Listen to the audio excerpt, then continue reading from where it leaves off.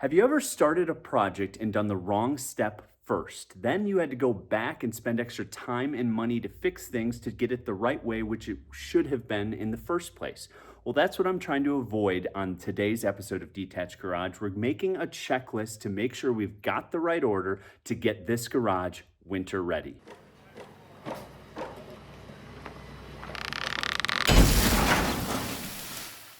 What's going on, guys? Welcome back to another episode of Detached Garage. As you can see, the garage is filling up. There are projects everywhere. There's a lot going on, but we need to get this garage winter ready so we can have some heat in the garage so we can do more projects over the winter.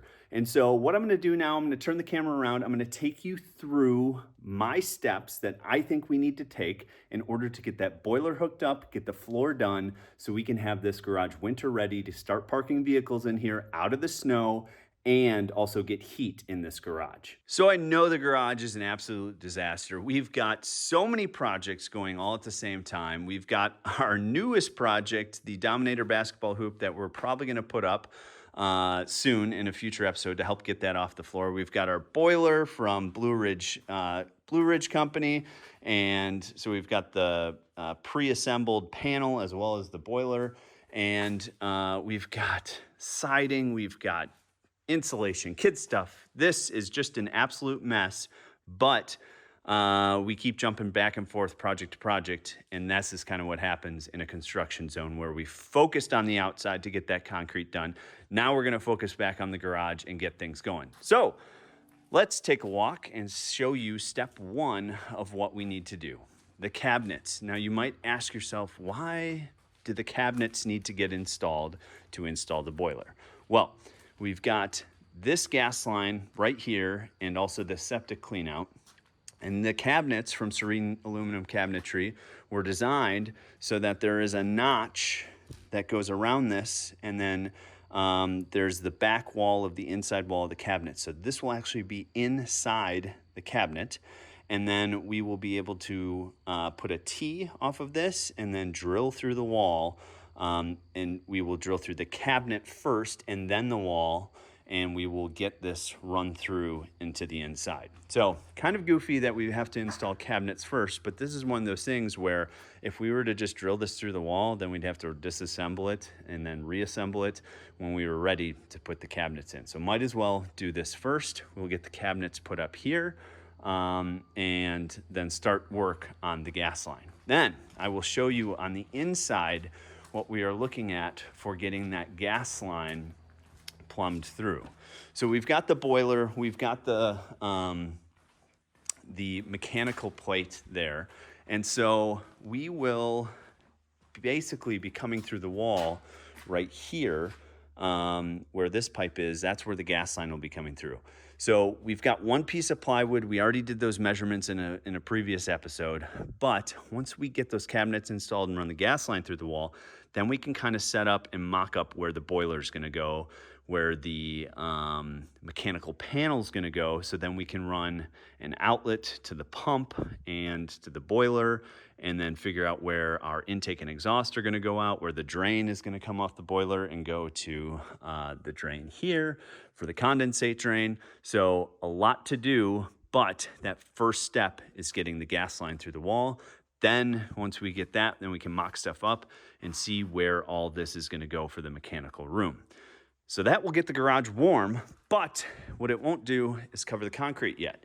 And in order to cover the concrete, we got to get stuff off the floor. There is stuff everywhere, and that's because we jumped outside and prioritized the concrete on the outside, and now we're jumping back to the inside to get this garage warm and winter ready. But we've got all this siding right here, and that siding needs to go up on the wall over here.